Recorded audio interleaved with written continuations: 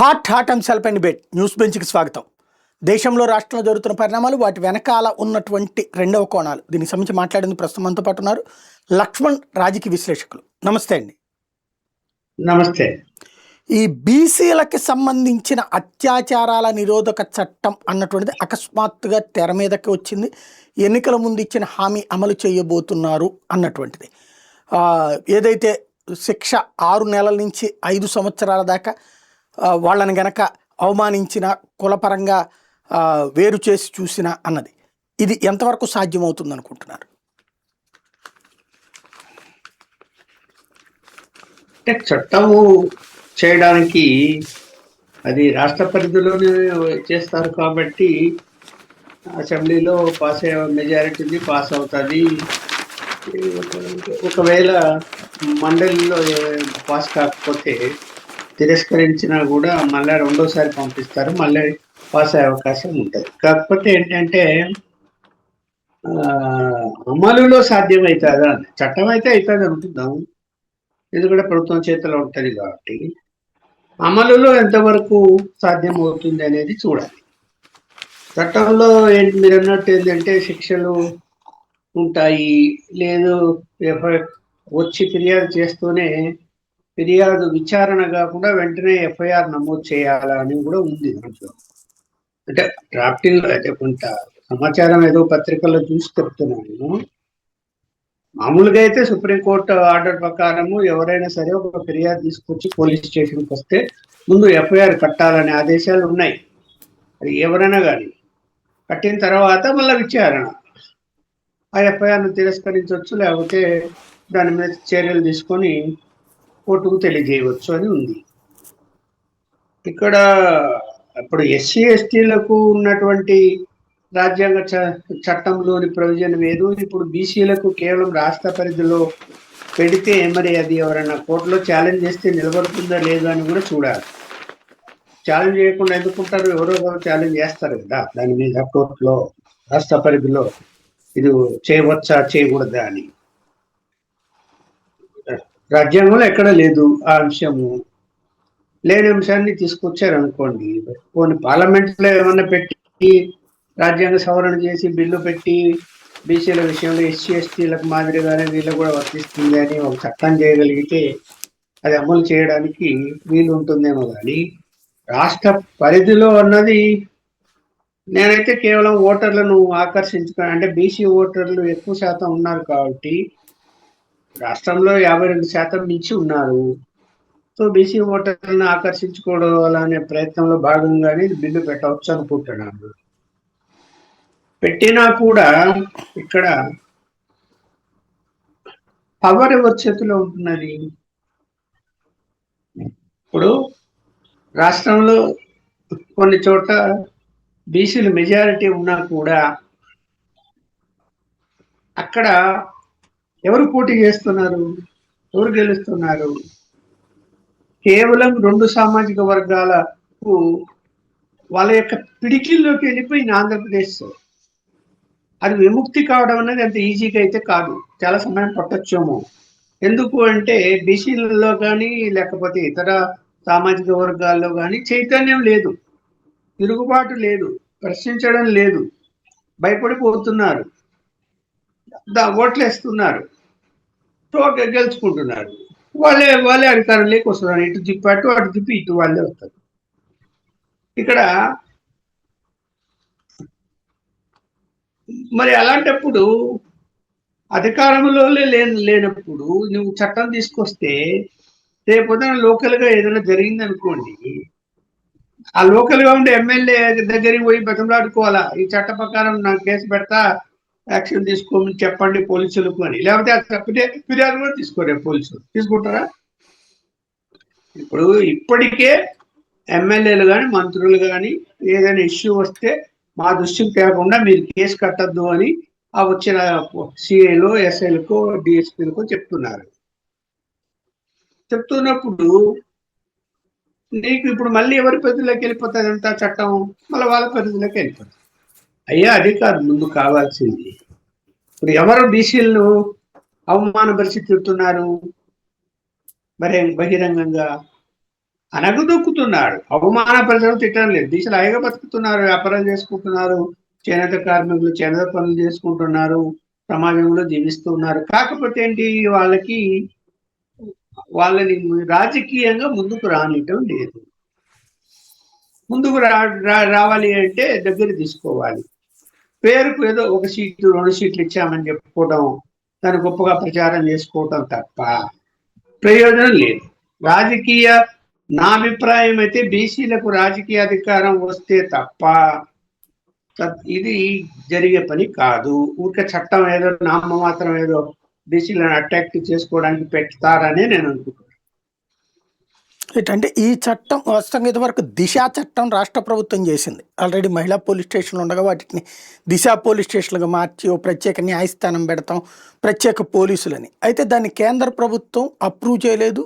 ఏళ్ల తరబడి జగన్ ప్రభుత్వం దిగిపోయేదాకా అట్లాగే ఉంది. ఆ తర్వాత అసలు ఆ చట్టమే లేదన్నటువంటిది వీళ్ళు చెప్పుకొచ్చారు. ఇప్పుడు ఈ చట్టం కేంద్రం అప్రూవల్ అవసరమా, లేకపోతే రాష్ట్ర ప్రభుత్వ ప్రకారం చట్టం ఇందులో కోర్టులు కూడా పెడతామంటున్నారు, ప్రత్యేక కోర్టులు, ప్రత్యేక వ్యవస్థ. ఇది రాష్ట్ర ప్రభుత్వం చేసేయగలుగుతుందా, లేదా ఇదేమన్నా కేంద్ర ప్రభుత్వం దేశవ్యాప్తంగా అమలు చేయడంలో భాగంగా రాష్ట్రాన్ని ప్రయోగాత్మకంగా ఏమైనా చేస్తున్నారు అనుకోవాలా? ఇప్పుడు నాకున్న అవగాహన మేరకు కేంద్ర ప్రభుత్వం అంటే పార్లమెంట్ లో మీరు అన్నట్టు దిశా చట్టం ఎట్లయితే అమలు కాలేకపోయిందో ఇది కూడా అలాగే అవుతుంది. ఇప్పుడు చెప్పొచ్చేమో కోర్టు పెట్టాలంటే ఎవరు పర్మిషన్ ఇవ్వాలి? హైకోర్టు ఎవరిని అడగాలి? సుప్రీంకోర్టును. ఎందుకు ఆ విధంగా అవకాశం ఇస్తారు? రాజ్యాంగంలో లేని అంశాన్ని తీసుకొస్తే రాష్ట్రాలు ఎందుకు అవకాశాలు ఇస్తారు? రాజ్యాంగంలో అసలు అది అమెండ్మెంట్ చెయ్యింది. ఎస్సీ ఎస్టీలకు చట్టం ఏదైతే ఉందో అది బీసీలకు వర్తించాలంటే రాజ్యాంగ సవరణ జరిగి తీరాలి. అంటే దేశవ్యాప్తంగా అమలు చేయాల్సి వస్తుంది. నీకు ఒక రాష్ట్రంలో అమలు చేయడానికి ప్రాక్టికల్ గా సాధ్యపడుతుందా? చట్టం బిల్లు పాస్ చేసుకోవచ్చు, చట్టం తీసుకురావచ్చు. అసలు ముందు నా పాయింట్ ఇక్కడ, బీసీలు ఎవరైనా అడిగారా మమ్మల్ని ఎస్సీ ఎస్టీ చట్టం కింద తీసుకురండి అని చెప్పి? పోనీ రోజువారీ ఎక్కడైనా అవమానపరుస్తున్నారా, గొడవలు జరుగుతున్నాయా ఏమైనా అంటే ఎక్కడ జరుగుతున్నాయి? ఇప్పుడు రోజువారీ జీవితంలో ఇప్పుడు ఎస్సీ ఎస్టీల యొక్క వాళ్ళ విధానాలు వేరు, వాళ్ళు పెరిగిన వాతావరణం వేరు, బీసీల విధానంలో వేరు, పెరిగిన వాతావరణం వేరు, వాళ్ళకు వీళ్ళకు సంబంధం లేదు. అలాగే సమాజంలో అన్ని చోట్ల, ఇప్పుడు నగరాల్లో ఎక్కడ పడితే అక్కడ అన్ని చోట్ల ఉంటున్నారు, పట్టణాల్లో ఉంటున్నారు, తర్వాత విలేజెస్ లో ఉంటున్నారు. ఎక్కడ కూడా ఆ బీసీ కదా అని అవమానపరిచిన సంఘటనలు ఉండవు. ఇంకా బీసీలు ఓట్లు వేయించుకోవాలని చెప్పి మంచి మాటలు చెప్పి ఈ ఉన్నత వర్గాల వాళ్ళు ఓట్లు వేయించుకొని వాళ్ళు రాజకీయ పబ్బం గడుపుతున్నారు తప్ప ఎవరిని అవమానిస్తారండి? నాకు అర్థం కాలేదు. ఎవరికి ఏమన్నా అలా జరుగుతున్నాయా? జరగవు. జరిగే అవకాశాలు తక్కువ. ఒకటో రెండో ఎక్కడైనా ఏదైనా గ్రామీణ ప్రాంతాల్లో పూర్తిగా అప్పర్ హ్యాండ్ ఉండి ఉన్నత సామాజిక వర్గాల వాళ్ళు ఎవరైనా ఆ ఫ్యామిలీలో ఒకటో రెండో ఉంటే ఏమన్నా అవమానించుంటారేమో తప్ప ఎక్కడ ఎన్ని కేసులు బుక్ అవుతున్నాయండి బీసీల మీద? ఎంతమంది కంప్లైంట్ చేస్తున్నారు? నేను బీసీ కాబట్టి నన్ను తిట్టాడు, బీసీ కాబట్టి నన్ను కొట్టాడు, బీసీ కాబట్టి నన్ను ఇంట్లోంచి బయట ఉండమన్నాడు, ఇంట్లోకి రానియటం లేదు. ఇట్లాంటివి ఏమైనా ఉన్నాయా? లేవు కదా. లేనప్పుడు చట్టాలు ఎందుకు? ఒకవేళ చేయదలుచుకుంటే ఇట్లా కులాల వారీగా, వర్గాల వారీగా చట్టాలు చేసుకుంటూ పోతుంటే ఇంకా నీకు సామాన్య అందరూ ఒక భారతదేశం అన్నప్పుడు, మన డెమోక్రసీ అన్నప్పుడు కలిసి జీవించే విధానం ఎక్కడ ఉంటది? అసలు ఉన్న ఆ రిజర్వేషన్లే తీసేయాలనే వాదన కూడా నడుస్తున్నది. అలా గడువు అయిపోయింది. ఇంక మళ్ళీ వీళ్ళకు రిజర్వేషన్లు ఏంటి అంటే, వీళ్ళకు మళ్ళీ ప్రత్యేక చట్టాలు ఏంటి? నాకైతే ప్రత్యేక చట్టాలు అవసరం లేదు. మీరు రాజకీయ పరంగా మీరు అవకాశాలు కల్పించండి చేతనైతే, అది చేయండి. ఇప్పుడు ఎన్నో ఉదాహరణలు నేను చాలాసార్లు మీకు కూడా చెప్పి ఉంటాను. నేను బీసీలు ఎక్కడెక్కడ ఎక్కువ మంది ఉన్నారు, అక్కడ ఎవరు ఎమ్మెల్యేలుగా ఉన్నారు, ఎవరు ఎంపీలుగా ఉన్నారు, ఎక్కడెక్కడ అని, ఎంతమంది ఉన్నారని. సో ఇది ఇప్పుడు చూడండి, నారా లోకేష్ నియోజకవర్గం మంగళగిరి, ఎవరండి అక్కడ మెజారిటీ ఓట్లు? 62% బీసీలు ఉన్నారు అక్కడ. మొన్న ఒక మీటింగ్, బీసీ మీటింగ్ నేను వెళ్ళొచ్చాను అక్కడికి. లబోదిబోని మొత్తుకుంటున్నారు. మరి ఏం చేయాలి? డబ్బు, బెదిరింపు ఈ రెండు పనిచేస్తాయి. ఈ రెండు పనిచేస్తున్నప్పుడు ఏం చేయగలుగుతారు? ఇప్పుడు వ్యాపారం చేసుకొని చిన్న చిన్న వ్యాపారాలు చేసుకొని బతుకుతారు. అలాగే లేదంటే మగ్గాలు చేసుకొని బతుకుతారు. వాళ్ళు ప్రశాంత జీవనంలో ఉంటారు. ఉన్నప్పుడు ఏదో 10 రూపాయలు సంపాదించుకుంటారు. కుటుంబంతో సంతోషంగా ఉంటారు. రాజకీయ రంగంలోకి వద్దాము అంటే వాళ్ళ వ్యాపారాల మీద దెబ్బతీస్తారు. వ్యాపారాలు నడవనీయరు. ఆర్థికంగా దెబ్బతీస్తారు. ఒక నియోజకవర్గంలో అక్కడికి వచ్చిన ఒక బీసీ చెప్తున్నాడు, పేరు చెప్పడం మంచిది కాదు. తెలుగుదేశం సంబంధించినటువంటి ఎమ్మెల్యేని ఇప్పుడు గెలిచాడు. ఆయన వ్యాపారం చేసుకుంటూ జీవిస్తున్నాడు అక్కడ. నాకు నువ్వు 2 కోట్ల రూపాయలు డబ్బు తీసుకొచ్చి ఇవ్వు, లేకపోతే నీ వ్యాపారాలే నడవనీయను, నాకు ఎన్నికల డబ్బులు కావాలా అని బెదిరిస్తే తీసుకుపోయి ఇచ్చేసి వచ్చాడట.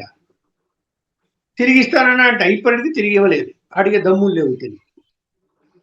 ఇవన్నీ చూడండి సార్. ముందు చట్టం పెట్టి ఏం చేస్తాడు? చట్టం పెడితే అది చేయండి. నిజంగా ఎన్డీఏ కూటమికి చిత్తశుద్ధి ఉంటే మీరు 52% బీసీలు ఉన్నారు. 50% కాదు, 40% కిట్లు ఇవ్వండి చూద్దాం. 40% ఇవ్వండి, 50% కూడా అక్కర్లేదు. అది చేయండి. అది చేస్తే ప్రయోజనం ఉంటుంది. కానీ దీనివల్ల ఏం ప్రయోజనం ఉంటుంది? ఎవరు కొడుతున్నారు, ఎవరు తిడుతున్నారు అని మీరు ఈ చట్టం తీసుకుంటున్నారు. ఏం అవసరం ఉందని చట్టం ఎవరు అడగలేదు. ఆ చట్టం ఆ చైతన్యం ఉంటే మీరు చెప్పినట్టుగా వాళ్ళు రాజకీయమే కోరుకుని ఉంటే, మొన్నటిసారి జగన్ అనేక నియోజకవర్గాల్లో బీసీలకే ఇచ్చాడు. ఎస్పెషల్లీ తన సిట్టింగ్ ఎమ్మెల్యేలను కూడా తీసేసి మరి ఇచ్చాడు ఎమ్మెల్యే ఎంపీ సీట్లు. కానీ బీసీలే ఎన్నుకోలేదు కదా. అక్కడ మీరు చెప్పినట్టుగానే బీసీలు ఎక్కువ ఉన్నారు కానీ ఎన్నుకోలేదు కదా. ఎన్నుకోలేదు కదా అంటే మీరు చెప్పింది ఉంటా బెదిరింపు, భయము. అధికారంలో ఉన్నప్పుడు వైసీపీనే కదా. ఇంకెవరు బెదిరిస్తారు? వాళ్ళే బెదిరించాలి కదా అందరినప్పుడు. ఇప్పుడు మీరు అనేది ఏంటి? బీసీలకు సీట్లు ఇచ్చారు, అయినా ఓడిపోయారు అని మీరు అంటున్నారు. అంటే అక్కడ బీసీలు ఓట్లు వేయలేదని మీరు అంటున్నారు. సంఘటితంగా ఓటేయలేదు. మీరు చెప్పినట్టు 52% మంది నమ్మారు, జగన్ ని నమ్మలేదు. మరి ఇచ్చిన వాళ్ళని నమ్మలేదు. అక్కడ ఇచ్చిన వాళ్ళంటే అభ్యర్థి ఎలాంటి వారు? అది కూడా దాన్ని పెట్టి. ఇప్పుడు అనిల్ కుమార్ యాదవ్ ఏమి నోట్లో వేలు పెట్టుకుని కొరకలేనోడు కాదు కదా. అనిల్ కుమార్ యాదవ్ లేకపోతే కనుక మిగతాది ఇప్పుడు అక్కడ ఏది మన మైలవరం లాంటి చోట్లను ఒక సామాన్య జెడ్పీటీసీని తీసుకొచ్చి ఇచ్చారు. ఇప్పుడు బీసీల్లో బాగా బలం ఉన్నటువంటి వ్యక్తులు అంటే ముందు తయారైతే కదా వచ్చేది. ఇప్పుడు అచ్చెన్నాయుడు లేకపోతే ఎర్రనాయుడు పుట్టుకతో కోటీశ్వరుడుగాను లేరు కదా, ఎదిగిన తర్వాతనే కదా ఛాయిస్ వచ్చింది. ఇప్పుడు బీసీల్లో అసలు అతి సామాన్యమైనటువంటి బీసీలకి పిలిచి టిక్కెట్లు ఇచ్చాడు. ఇప్పుడు మైలవరం చేసుకొచ్చింది కావచ్చు, లేకపోతే సింగనమల ఎక్కడ ఉంది కదా అటు పక్కన ఏరియాల్లో కూడా ఒక సామాన్యమైనటువంటి వాళ్ళకి ఇచ్చారు, డబ్బులు కూడా పెట్టుకుని ఎదురు. అయినా కూడా గెలవలేదు. బీసీలు సంఘటితంగా వేయలేదు. ఎస్సీలు సంఘటితంగా ఓటేశారు, ఎస్టీలు సంఘటితంగా ఓటేస్తున్నారు, మైనార్టీలు సంఘటితంగా ఓటేస్తున్నారు. బీసీల్లో సంఘటితంగా ఓటు వేయనప్పుడు ఈవెన్ ఇంతకుముందు చంద్రబాబు గారు ఆయన కృష్ణయ్యని సీఎం చేస్తానన్నారు బీసీ నాయకుడు తెలంగాణలో. అప్పుడు ఎన్నుకోలేదు కదా. రాజకీయంగా నిజంగా మీరు అన్నట్టు వాళ్ళకి ఈ చట్టాలు ఇవి కాకుండా నిదానంగా ఎదగడం కాకుండా రాజకీయ అధికారం అంటే ఇస్తానన్నప్పుడు 2 చోట్ల కూడా తిరస్కరించారు కదా. దాన్ని ఎలా చూడాలి? ఇప్పుడు ఇక్కడ మీరన్నట్టు ముందు బీసీలలో ఐక్యత లేదు. నేను కూడా ఒప్పుకుంటాను. ఐక్యత ఉంటే ఇంత దూరం రాదు. ఐక్యత ఉంటే ఖచ్చితంగా ఎదుర్కొంటారు, నాయకులు తయారవుతారు. ఉంది మనకెందుకులే వీళ్ళతో గొడవలు, రాజకీయాలు, మనం డబ్బు ఖర్చు పెట్టుకొని తిరగాల, ఉన్నది సంపాదించుకొని పోతుందేమో అని ఇట్లాంటి భయాలు, లోకల్గా గొడవలకు దిగడానికి సిద్ధపడరు. ఈ అనేక కారణాలు ఉన్నాయి. అలాగే పెట్టిన నాయకుడు ఎలాంటి వాడు మనకు పనికొస్తాడా, మనకు వ్యతిరేకమా అనేది కూడా ఉంటుంది. చాలా ఏంటంటే మీరు అన్నట్టు బీసీలలో ఒక కులం కాదు కదా, చాలా కులాలు ఉన్నాయి కదా ఏబిసిడి. అందులో కూడా మళ్ళీ ఏమైపోతుంది అంటే పలానా పెట్టినప్పుడు అతను మనకు ఉపయోగపడతాడా లేదా అని చూస్తారు మిగతా కులాల వాడు. అతను లెక్క పెట్టని మనిషి ఉన్నాడు అనుకోండి, ఎవరిని దగ్గరికి చేయనివాడు, ఎందుకు ఓట్లేస్తారు? అట్ట కూడా ఉంటుంది. ఐక్యత అయితే లేదు. నేను దానికి 100% రైట్. ఇందులో ఒక డౌట్ ఏంటంటే ఈనాడు రాసిన కథనంలో పంటలు, నివాసము, జీవనోపాధిని దెబ్బతీస్తే ఈ కేసు పెడతారట. బీసీ అని చెప్పి అట్లా పంటలు, నివాసం, జీవనోపాధిని దెబ్బతీయడం ఎక్కడైనా జరుగుతుందా? బీసీలు కదా అన్న కారణంగా వివక్షకు గురి చేసి. జీవనం ఎన్నికలు వచ్చినప్పుడు ఏదైనా బెదిరింపులు ఉంటాయేమో కానీ రొటీన్ జీవితం జరిగేటువంటి జీవితంలో అట్లాంటివి ఏమీ ఉండవు. అట్లా ఏమి చెయ్యరు. కాకపోతే ఇదిగో ఇట్లా రాజకీయంగా ఎన్నికలు వచ్చినప్పుడు నీ దగ్గర డబ్బులు ఉన్నాయి కదా ఇవన్నీ బెదిరించి కొన్ని చోట్ల, లేదా ఓట్లు వేయకండి అని బెదిరించి కొన్ని చోట్ల, మాకే ఓట్లు వేయండి అని కొన్ని చోట్ల ఇట్లా జరుగుతూ ఉంటాయి తప్ప అది అది రాజకీయ పరంగా జరుగుతుంటాయి తప్ప సమాజంలో ఇప్పుడు పక్క ఇంట్లో బీసీ లేడు, ఓసీ ఉన్నాడు అనుకున్నాం. ఆ పక్కింటానికి ఇతనికి గొడవలు అట్లాంటివి ఎక్కడున్నాయి? ఆ ఓసీ అని బీసీ అని కొట్టాడుకున్నారు ఎక్కడన్నా? వాడేమన్నా ఇతన్ని అవమానపరిచాడా, లేకపోతే ఏదైనా చేశాడా? అంటే జీవన విధానంలో అందరూ కలిసి ఉండే పరిస్థితే కనిపిస్తున్నది. కానీ ఓసీలు బీసీలు అక్కడ వాళ్ళు ఓసీలు కాబట్టి మనం బీసీలు కాబట్టి అనేది రోజువారీ జీవితంలో అలాంటివి అయితే లేవు. ఎన్నికలు వచ్చినప్పుడు రాజకీయ పరంగా ఉన్నప్పుడు ఒకవేళ బీసీనే రాజకీయాల్లో ఉన్నాడు అనుకోండి, ఓహో వాడు నాకు వ్యతిరేకంగా పోయి రాజకీయాలు ఆ పార్టీలో చేరాడా అనేటువంటిది కొంత అక్కడ వాళ్ళ రాజకీయ పరంగా విభేదాలు వస్తాయి. జీవనోపాధిలో ఏముంది? ఇక్కడ మీరు ఏవైతే చెప్తున్నారు మీరు, వాటి వలన వచ్చేటువంటి పరిస్థితి ఏముండకపోదు. పేదవాడు ఉన్నాడు అనుకున్నాము, చేనేత కార్మికుడు ఓన్లీ మగ్గం నేసుకుంటూ ఇట్లా పిల్లలు పోషించుకుంటుంటాడు. జీవనోపాధి, ఆ జీవనోపాధిలో ఎవరైతే మగ్గం నేర్చుకుంటారో అతను డబ్బులు ఇస్తారు. అతను బీసీనే ఉంటాడు, ఆ మగ్గం నేర్చుకునే అతను కూడా. కాబట్టి ఇక్కడ గొడవ ఎందుకు వస్తుంది? అతను కేసు ఎట్లా పెట్టాడు అతని మీద? ఒకవేళ అతను ఇవ్వలేదు అనుకున్నాము, ఇతను మగ్గం నేసాడు, చీరలకు వాటికి విలువ కట్టి ఇవ్వాలా, అతను ఇవ్వలేదు అనుకున్నాము, అతను కూడా బీసీ ఉంటాడు, సహజంగా బీసీ ఉంటాడు. నాన్ బీసీ ఓసీ వచ్చి మగ్గాలు నేర్పించుకునే పరిస్థితి ఎక్కడ కనపడుతుంది నీకు? అలాంటప్పుడు ఏం కేసు ఎట్లా పెట్టాడు? అతని మీద ఏం కేసు పెట్టాడు? ఈ చట్టం ఎందుకు వస్తుంది? ఎవరైనా ఉన్నత వర్గాల వాళ్ళు ఆ వ్యాపారాలు చేస్తూ బీసీలు వేధిస్తూ ఉంటే అది కూడా ఎక్కడైనా ఉపయోగపడుతుంది, ఎక్కడో ఒకటి. ఇప్పుడు పెద్ద వ్యాపారం ఒక ఇండస్ట్రీ నడుస్తుంటది, ఆ ఇండస్ట్రీలో కార్మికులు ఉంటారు, బీసీలు ఉంటారు అనుకున్నాము. ఆ ఇండస్ట్రీ నడిపేవాడు ఓసీ అనుకున్నాము. అప్పుడు ఇక్కడ తనకేదైనా ఇబ్బంది పెట్టే కనుక నేను బీసీ కాబట్టి ఇబ్బంది పెడుతున్నానని, అంటే ఇప్పుడు ఎస్సీ ఎస్టీలు ఎట్లా పెడతారో బీసీలు అట్లా తయారవుతారు కదా. రేపు మంచిదే, సమాజానికి మంచిదే కాదు కదా. ఇక్కడ ఇంకొక సందేహం ఏంటంటే, మీరు బీసీ సామాజిక వర్గం నుంచి ఉన్నత స్థితికి వచ్చినటువంటి వాళ్ళే, మత సాంస్కృతిక కార్యక్రమాల్లో పాల్గొననీయకపోవడం, ఎస్సీలను అట్లా కుల వివక్ష చూపిన మాట వాస్తవం ఇదివరకు. ఇప్పుడైతే అట్లా చూపెడితే చట్టపరంగా కూడా శిక్షిస్తారు కాబట్టి ఇప్పటికి కూడా కొన్ని చోట్ల శ్మశానాల దగ్గరనో గుళ్ళ దగ్గరనో ఇట్లాంటి ప్రాబ్లం రావటం, అప్పుడు పోలీసులు కేసు పెట్టడం చూస్తున్నాం. అట్లా బీసీలకు కూడా ఉందా? నేను ఈ చట్టంలో అది రాశారు, మత సాంస్కృతిక కార్యక్రమాల్లో పాల్గొననీయకపోవడం. నువ్వు బీసీ కాబట్టి నువ్వు పాల్గొనకూడదని ఎక్కడన్నా ఆపుతున్నారా? లేదు, నా నోటీస్కి అయితే ఎప్పుడు రాలేదు. ఇప్పుడు మా విలేజ్ లో 2 దేవాలయాలు ఉన్నాయి. ఆంజనేయ స్వామి, శ్రీరాముడు దేవాలయాలు, అలాగే దుర్గమ్మ, 3 దేవాలయాలు. 3 దేవాలయాల్లో పూజారులుగా ఉండి దీపం వెలిగించి బీసీలే. అక్కడ కూడా ఓసీలు ఉన్నారు. ఓసీలు వచ్చి బీసీ కాబట్టి దీపం వెలిగించి ఉందట్టరా?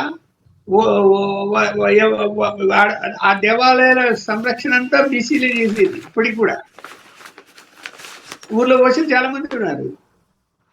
ఎక్కడ వివక్షత అక్కడ ఉంది. వీళ్ళు పూజ చేయాలా, వాళ్ళు చిత్తండం పెట్టుకోవాలా, ఏదైనా పండుగలు వస్తే వీళ్ళని అలంకరించాలా, అందరు వచ్చి నమస్కారం పెట్టి టెంకాయలు కొట్టి పోవాలా.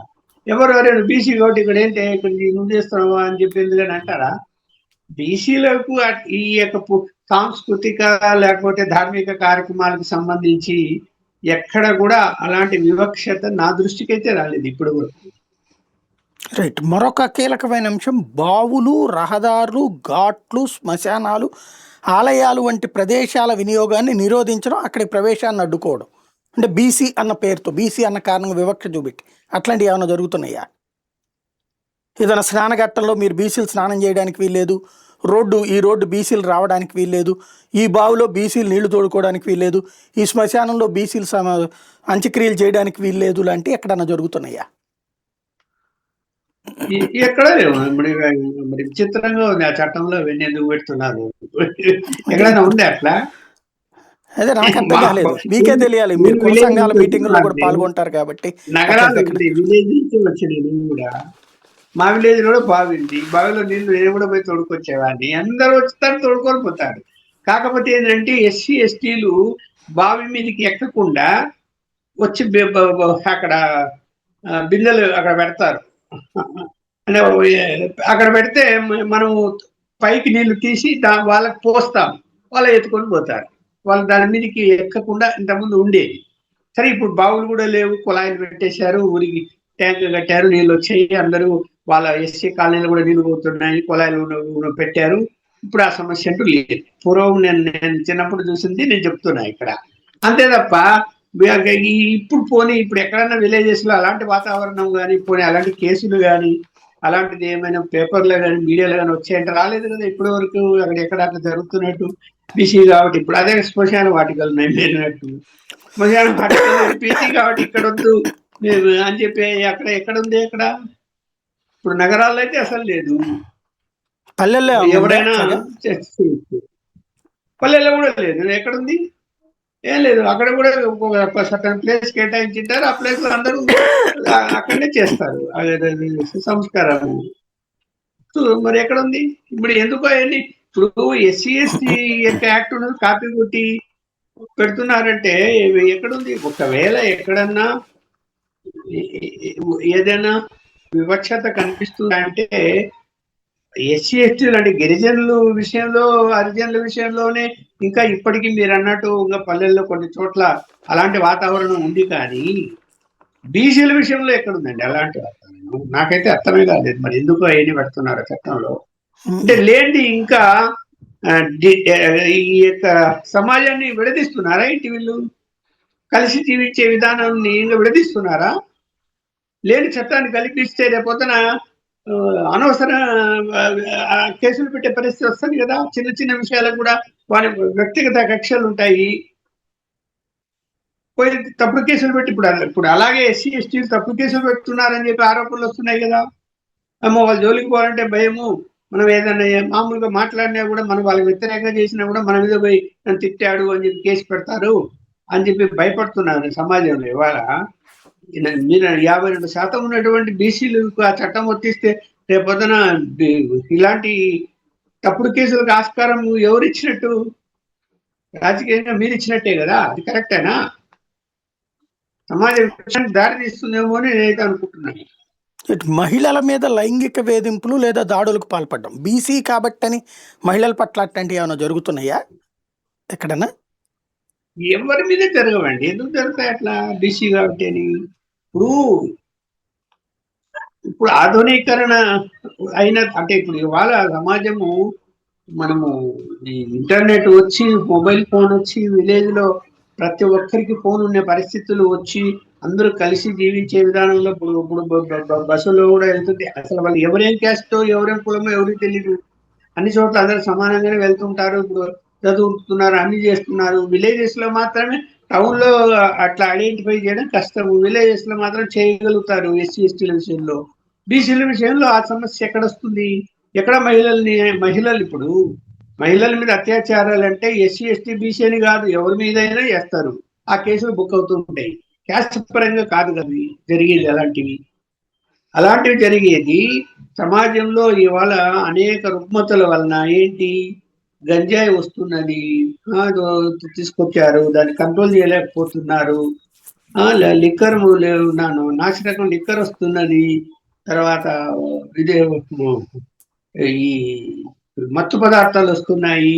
వీటన్నిటి వల్ల యువత చెడిపోయి ఆడికి కంటికి ఎవరు కనపడితే వాళ్ళ మీద అత్యాచారాలు చేస్తున్నాడు. కులాలను బట్టి అత్యాచారాలు కాదు కదా అవన్నీ. అలా చేసిన సందర్భాలు ఎక్కడ 1% కూడా ఉండవు. అసలు అవకాశమే లేదు. నాకు ఒక విషయం అర్థం కాదు ఏంటంటే, సాధారణంగా ఎస్సీ ఎస్టీలకి వాళ్ళకి కూడా ఆ ఊరు చివర వాడలేంటి నా పాట కూడా ఉంది. ఆ, రెడ్డి గారు అవును అవును. చౌదరి గారు అని పాట పెట్టి దాంట్లో ఊరు చివరన మా పాకలేంటి మీరేంటి అన్నది పాట ఉంది. వాటికి కూడా ఊరు చివరన అట్లాంటి వాడలను చూసినప్పుడు ఒక ఆవేదన కలుగుతుంది. అయితే ఇప్పుడు ఇందులో చెప్పడం కులం ఆధారంగా నివాస విభజనను అమలు చేయటం, అట్లా కులాల వారీగా ఏమన్నా ఉన్నాయా వాడలు బీసీలకి? అట్లాగా విభజన ఎవరు చేస్తారు? ప్రభుత్వం చేసి ఇచ్చిందా, అంటే లేకపోతే ఈ- ప్రజలే ఈ ఆ, కులపు వాళ్ళందరూ ఇక్కడ ఉండాలని ఏమన్నా మిగతా కులాల వాళ్ళు ఏమన్నా తోసిపుచ్చుతున్నారా? ఇప్పుడు అట్లా అట్లా అట్లా ఎందుకు అట్లా ఏంటంటే పూర్వకాలం నుంచి వృత్తిపరంగా వచ్చినటువంటి వాడలు ఉంటాయి. కులపరంగా అనం దాన్ని ఉమ్, వృత్తిపరంగా వాడలు ఉంటాయి. ఇప్పుడు ఏంటి, ఇప్పుడు మగ్గాలు నేసేట వాళ్ళు ఉంటారు. వాళ్ళు ఏం చేస్తారు, ఆ మగ్గాలు నేస్తున్నారంటే ఒకరికొకరు సహాయం చేసుకోవాలి కాబట్టి మనము పక్కనే ఉంటే బాగుంటది, ఈ పక్కనే ఉంటే బాగుంటది అని చెప్పి అక్కడ ఇల్లు కొనుక్కోవడము, గుడిసె వేసుకోవడము, రావటము. ఒకవేళ వాళ్ళ ఇంట్లో ఒక ఇంట్లో అన్నదమ్ములు పెరిగి పెద్దవాళ్ళు అయితే వాళ్ళు పక్కనే వాళ్ళకి ఇల్లు వేయించడము, ఆ పక్క ఇల్లు వేయించడము. ఇట్లా ఏమైపోతుంది అంటే గ్రామీణ ప్రాంతాల్లో కొన్ని కొన్ని వీధులు మొత్తం ఆ కుటుంబాలు ఉండే పరిస్థితి వస్తుంది వృత్తిపరంగా. అలా అలా ఉంటారు. అంతే తప్ప నీకు ఆ, కాలనీలు అంటూ ప్రత్యేకంగా గ్రామాల్లో అలా అలా లేవు. ఆ వీధికి పోతే వాళ్ళందరూ వాళ్ళే ఉంటారబ్బా అంటారు, ఈ వీధికి పోతే అందరూ వీళ్ళే ఉంటారబ్బా అంటారు అని చెప్తుంటారు తప్ప అది కూడా మారిపోయింది ఇప్పుడు విలేజెస్ లో. అక్కడ కూడా అందరూ వచ్చేసారు. ఇప్పుడు మేమున్న వీధిలో ఆ, మా ఈ 4 కుటుంబాలు ఉంటే రెడ్ల సామాజిక వర్గం వాళ్ళు 3 కుటుంబాలు ఉండేవి. ఇవాళ ఆ 4 కుటుంబాల్లో 3 వెళ్ళిపోతే మళ్ళీ వేరే వేరే కులాలకు సంబంధించిన అక్కడ పోతారు. ఇంకా ఎక్కడుంది అక్కడ. అందువల్ల ఇక్కడ నగరాల్లో అయితే అది అది లేనే లేదు. కాకపోతే ఏంటంటే నగరాల్లో కూడా ఇట్లనే కులపరంగా మగ్గాలు నేసుకుంటూ ఉన్న కాలనీలలో హైదరాబాద్ లో ఉంది అనుకోండి, ఎక్కువ శాతం మంది అక్కడ ఆ మగ్గాలు నేర్పించుకుంటూ ఆ వృత్తి మీద ఆధారపడేటువంటి కాలనీకి పద్మశాలి కాలనీ అని ఉంటుంది ఇక్కడ హైదరాబాద్. అట్లా అన్ని చోట్ల ఉంటాయి. అది ఉమ్. వృత్తిపరంగా వచ్చినవి, వడ్డెర కులపరంగా కాలనీలని వచ్చినవి కాదు. అట్లాగుంటూ ఉంటాయి. ఆ, అయితే అది ఆ, ప్రభుత్వాలు ఉంటాయి. చేస్తాయా, లేకపోతే ప్రజలు ఓసీలు ఎవరైతే కమ్మారెడ్డి, కాపు, బ్రాహ్మణ, వైశ్య ఇట్లాంటి వాళ్ళు మీరందరూ మీ కులపు వాళ్ళందరూ ఇక్కడ ఉండండి అని చెప్పి పంపిస్తారా వాళ్ళు? అట్లాగా అట్లాంటి వివక్ష ఏమైనా జరుగుతున్నదా రాష్ట్రంలో ఎక్కడన్నా?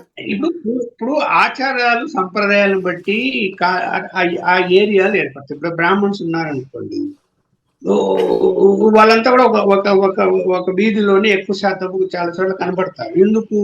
వాళ్ళ ఆచారాలు పాటించుకునేటప్పుడు అందరు కలిసి చేసుకోవాలి, ఏదో ఉంటది అనేటువంటి ఉద్దేశంతో అలా తయారైనవి. ఇప్పుడు ఎక్కడ ఉన్నాయి అక్కడ అట్లా? అవి ఎప్పుడో పథకాల నుంచి వచ్చినవి తప్ప చాలా చోట్ల అవి కూడా లేకుండా పోయాయి. ఇప్పుడు అలాంటి పరిస్థితులు ఎక్కడ ఉన్నాయి? లేవు కదా. అలాంటి పరిస్థితులు లేవు. ప్రత్యేకంగా కాలనీలు అంటే ఆ వృత్తిని బట్టి ఉంటాయి తప్ప అవి ఎప్పటి నుంచో ఉండేటివి.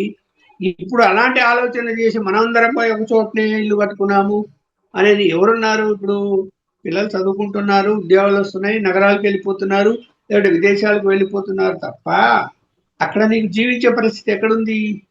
పాత వాళ్ళు ఇంకా అక్కడే ఉండి మనం ఆ ఊరు వదలక ఆ వీధి వదలలేక అక్కడే నివసిస్తుంటారు పెద్దలు. అంతే తప్ప రాను రాను అది కూడా తగ్గిపోతున్నాయి. అలాంటి కాలనీలు కూడా తగ్గిపోతున్నాయి. ఇంకోటి, బీసీ అన్న పేరుతో భూములు కానీ, అంటే బీసీల భూములు మాకు కావాలని, బీసీల పంటలు మాకు ఇచ్చేయండి అని, బీసీల పశువుల్ని మాకు ఇచ్చేయండి అని ఆక్రమించుకోవడం ఓసీల నుండి ఏమైనా జరుగుతుందా? అంటే ఇక్కడ బీసీలకు సంబంధించి ఎక్కువగా నాకున్న అవగాహన మేరకు ఏంటంటే కొన్ని కొన్ని ప్రాంతాల్లో తప్ప బీసీలు భూములు కావాలనే ఆలోచన మొదటి నుంచి చేయలేదు. కొన్ని ప్రాంతాల్లో మాత్రమే, కోస్తా ప్రాంతాల్లో కొన్ని చోట్ల భూములు ఉండని భూములు ఉంటాయి. మనము చేనేత కార్మికులైనా లేకపోతే ఇంకోటి, ఇప్పుడు యాదవులు అంటే వాళ్ళు పశువులను పోషించేది, భూము అంటే వాళ్ళకి భూములు ఉంటాయి ఖచ్చితంగా. అట్లా ఉన్నాయి తప్ప కాలక్రమేణా ఏంటంటే బెదిరించి తీసుకోవడం కాదు. ఇతనికి అవసరమైతే కుటుంబ పోషణ కోసం అమ్ముకోవడము, అమ్ముకునేటప్పుడు ఏదైనా తక్కువ రేటు, ఇతను డబ్బు డిమాండ్ అయినప్పుడు తక్కువ రేటుకో లేదా వడ్డీకి తీసుకుంటాడు భూమి తనఖా పెట్టి, ఆ భూములు లాక్కోవడము, తక్కువ డబ్బు ఇచ్చి.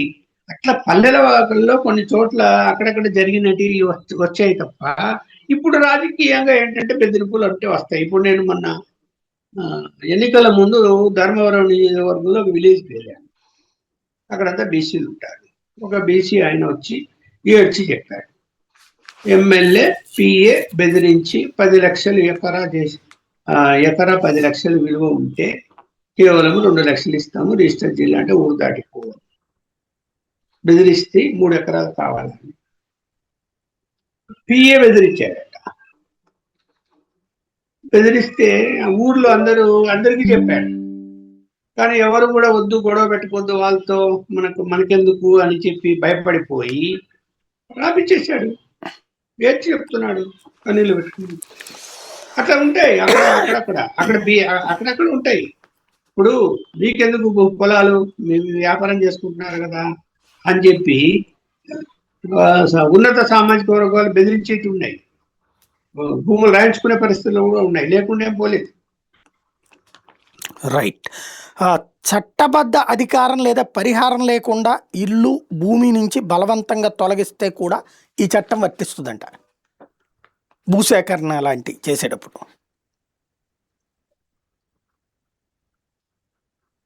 మరి అన్ని పెడుతున్నారు, ఇప్పుడు ఏం చెప్తారు ప్రతిదానికి. ఇప్పుడు అది నేనైతే ఆ మాటలు ఎట్లా అనిపిస్తుంది అంటే ఎస్సీ ఎస్టీల మోడల్ లాగే తీసుకొస్తున్నారంటే నేను తీసుకురావడం, చట్టం చేయడం మీ చేతిలో ఉంది, చేయగలుగుతారు. కానీ సమాజం ఏమైపోతుంది దీని వలన? ఎందుకు వివక్షత స్టార్ట్ అయిపోతుంది కదా, అనవసరంగా లేని వివక్షత. ఇప్పుడు బీసీల మీద వివక్షత ఉందంటే నేను ఒకటే చెప్తున్నా, రాజకీయంగా వివక్షత చూపుతున్నారు తప్ప మిగతా అంశాల్లో వివక్షత ఏమి కనపడదు ఎక్కడ పోయినా కూడా. అది దాని లేని వివక్షను తీసుకొచ్చేసి ఇంకా లేని పరిస్థితులను కల్పిస్తారేమో అనేటువంటిది కనిపిస్తుంది ఇక్కడ. రైట్. మామూలుగా ఇప్పుడు రాష్ట్ర ప్రభుత్వం చట్టం చేస్తే దీనికి కేంద్రం అప్రూవల్ కావాలా, రాష్ట్రంలోనే అమలు చేసే ఇచ్చేది? ఇప్పుడు సిఆర్పి సెక్షన్లు ఎవరయ్యి? సెంట్రల్ గవర్నమెంటే కదా. వచ్చింది అది సెంట్రల్ గవర్నమెంట్ కదా. మరి ఎట్లా, ఏ విధంగా ఇక్కడ బిల్లు పాస్ చేస్తే దానికి ప్రయోజనం ఏమైనా ఉంటుందా? మరి దాన్ని మళ్ళీ కేంద్రానికి పంపి చట్టం చేయమని వాళ్ళని అడగాలి కదా. ఇప్పుడు బీజేపీ బీసీలకు అన్యాయం చేస్తుందని చెప్పొచ్చు కదా. అంతే కదా. రైట్. అంటే ఇది బీజేపీకి పరీక్ష ఆంధ్రప్రదేశ్ నుంచి కూటమిలో. ఈ చట్టం చేస్తే దేశవ్యాప్తంగా అన్ని చోట్ల అమలు చేయాలి, ఓన్లీ ఆంధ్రానే ఎందుకు అవుతుంది అప్పుడు? ఆంధ్ర ఎందుకు అవుతుంది కాదు కదా. కాకపోతే అప్పుడు మోడీ అదే బీసీల వైపు అని బీజేపీ చేస్తున్న తప్పే అని చెప్పడానికి ఉపయోగపడుతుంది అంటారు ఇది, లేదా వాళ్ళు కూడా చూస్ చేస్తారా? చేస్తే ఇప్పుడు ఎంఆర్పిఎస్ ఇది వరకు మాదిగ వర్గీకరణ సాధ్యమా అన్నారు, ఇప్పుడు జరిగింది అదిగో చూసారా చంద్రబాబు గారి వాళ్ళే సాధ్యమైందని చెప్తున్నారు వందకృష్ణ మాదిగ లాంటి వాళ్ళు. అట్లా రేపు పొద్దున ఇది కూడా సాధ్యం అవుతుంది అంటారా? బీసీ ఏది మీరు అనేది, ఎస్సీ వర్గీకరణ అన్నది బీజేపీ చేయాలనుకునే చేసింది కానీ చంద్రబాబు నాయుడు చెప్తే చేసింది కాదు.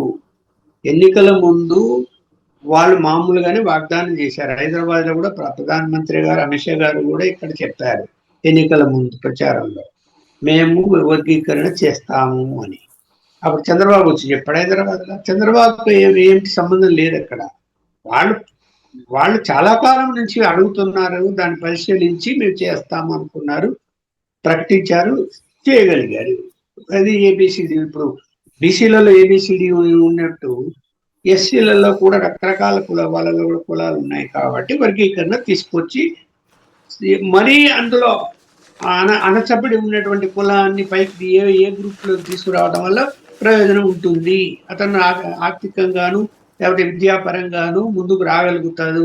లేకపోతే ఏమైతుంది, అందరూ ఒకటే కాబట్టి వీడి కింద ఒక రకంగా చదువుకున్నవాడు, ఒక రకంగా చదువుకోలేని వాడు, ఈ మహా బలహీనమైనటువంటి ఆ కులంలో ఉంటూ పైకి రాలేని పరిస్థితిలో ఉన్నాడు అనే ఉద్దేశంతో దాన్ని తీసుకొచ్చారు. బాగానే ఉంది వర్గీకరణ అంతవరకు. ఇక్కడ నీకు బీసీల విషయంలో కూడా ఆల్రెడీ వర్గీకరణ ఉంది. కాకపోతే ఈ చట్టం తీసుకొస్తారు, వేధింపుల చట్టం అని తీసుకొస్తారు అని అనుకుంటున్నాము. ఈ చట్టం తీసుకురావటం వలన ఇక్కడ రాష్ట్రంలో మీరు బిల్లు పాస్ చేసి కేంద్రానికి పంపాల్సిందే. నేను అనుకుంటున్నా వీళ్ళు బిల్లు పాస్ చేసి కేంద్రానికి పంపాల్సిందే తప్ప వీళ్ళు అమలు చేసే అవకాశం ఎక్కడుంది దాన్ని? కేంద్రం వదిలి కేంద్రం వల్ల దాన్ని పార్లమెంట్ లో పెట్టాల్సి వస్తుంది. ఒక రాష్ట్రం కోసం చేయగలుగుతారా వాళ్ళు అక్కడ? అసలు దీన్ని ఎందుకు తెర మీద తెస్తున్నారు ఇప్పుడు?